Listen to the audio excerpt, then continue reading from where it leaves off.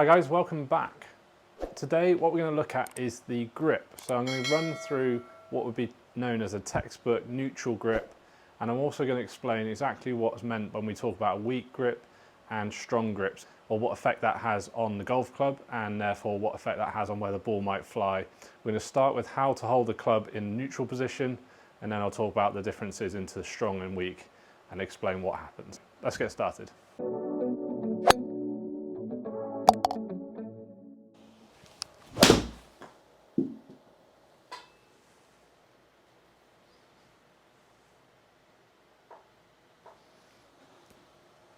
So when we talk about a neutral grip, what we're talking about is the hands positioned on the club in such a way that creates a nice square club face at impact. So we're looking for the left hand basically to go on the top of the club, if you're right-handed, left hand at the top of the club, and what you're really looking for is this left hand or the grip to run across diagonally across your fingers. So from the middle of your index finger to the base of your little finger.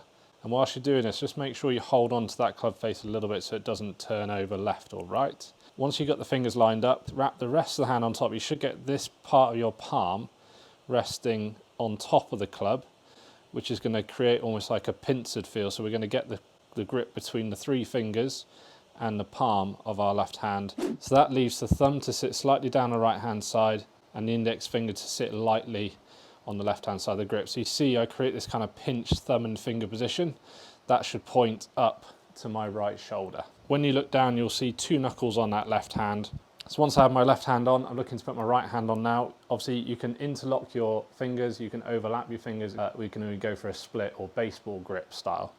But I always try and teach interlocking, which is taking the index finger of your left hand and the little finger of your right hand, and you're going to interlock them.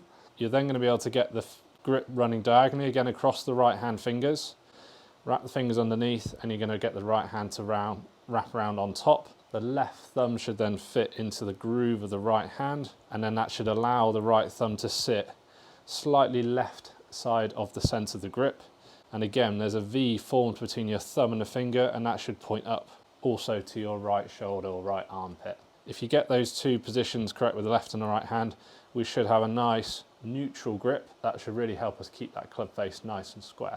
So left hand on across the fingers, wrap the palm on top, thumb slightly down the right side of the grip, V pointing at my right shoulder, right hand on across the fingers, interlocking the index finger and the little finger, thumb and V pointing up to my right shoulder again, set up and pull the trigger.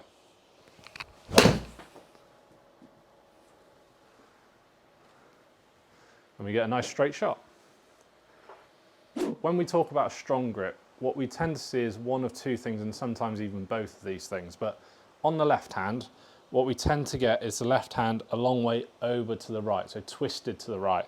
What that means is when you look down, you'll most likely see more than two knuckles, probably three knuckles on that left hand at least. That puts this left hand in a position that it doesn't want to be. When you let that left arm hang down naturally, the knuckles point off at about a 45-degree angle from you. Because we put the left hand on almost in a position where the knuckles point straight out in front of you, when we swing back to the ball, that club is going to come back in a closed position. The other thing we tend to see with a strong grip is the right hand tends to sit really far underneath the grip. So we get the right hand sitting also a long way round to the right hand side. This is again talking as a right-hander. So the fingers tend to be well underneath the club. The thumb tends to be well round to the right side of the grip, and we tend to get this position where the right hand, almost the palm of our right hand almost points straight back up to the sky.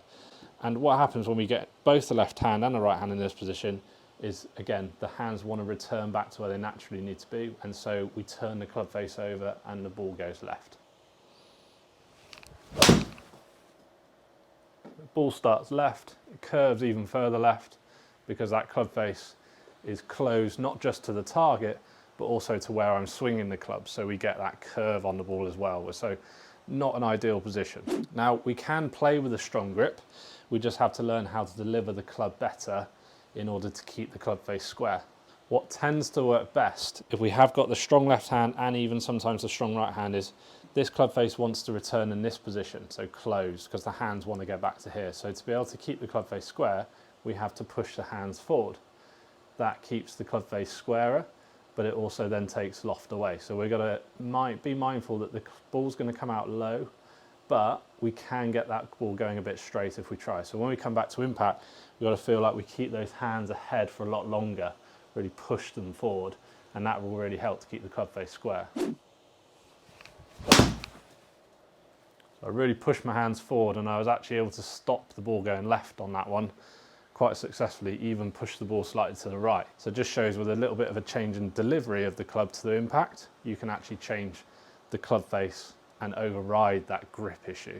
Now, the other way obviously you can fix that is by fixing the grip straight away and helping, but sometimes people have ingrained this kind of grip into their swing and technique, and by just changing the grip doesn't always come with the success. Always look at both options if you're trying to improve where your shot's ending up. So now let's talk about what happens when we get a weak grip. So what we refer to when we talk about the weak grip is the opposite to the strong. So the left hand is normally too far round to the left of the grip, again talking as a right-hander. So what we find is when you look down, you'll see almost no knuckles, maybe one. And so what that means again is the left hand's too far round to the left. So when we get back to impact, it returns back to that 45-degree angle and it opens up the club face, which tends to send the ball off to the right, either with a push or more likely a push slice. The right hand is also can be an issue. When we talk about a weak right hand, the right hand tends to be a long way on top of the grip, which means the V that we talk about on the thumb and finger points to the middle of the chest, even sometimes extremes to the left side of the chest. And again, that right hand wants to return back to 45 degrees, which tends to turn the club face open. So if we have both a left hand and a right hand in a weak position, that club face comes back very open and we're struggling to find target and we're getting these weak fading shots off to the right. High and out to the right with a bit of cut spin or slice spin, and so it's not very easy to get that ball finishing on target. Now what people tend to do when they get a weak grip is they start to use the club in this way, so they're starting to what we call flip the club forward. They're trying to square the face up, which does have an effect, but it also adds a lot of loft and it stops us really controlling how far we can hit the ball, so it takes away distance and doesn't really fully cure the issue. So a more reliable way of getting this to work if you do have a weak grip and without actually changing the grip itself is by using what we call wrist conditions. So if we got a weak grip, left hand too far round, right hand too far round, what we can do to get this club face closing is we can twist the club this way. It gets this club face turning around the shaft rather than paddling the shaft forward this way to get the club face squaring up. We get a much more efficient movement getting the club face turning over. So basically what it feels like in the swing is that when we get the club to the top, we're going to try and bow the left wrist as hard as we can and also twist the right wrist down. So it's almost like we're revving the bike with the right hand and bowing the left hand together. That tries to, as we continue that movement all the way down, twist the club face around the shaft closed or closing, which then helps square the club face up. There we go.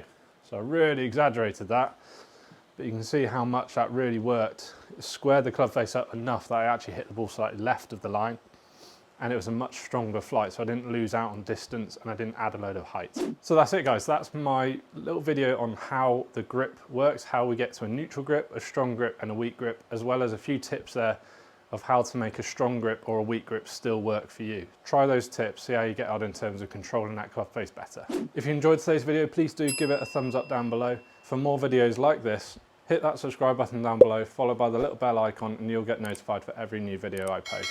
As ever guys, if there's any other videos you'd like to see, put them down in the comments below and I'll try and get around to making them soon. Thanks again for watching guys, stay safe and I'll see you next time.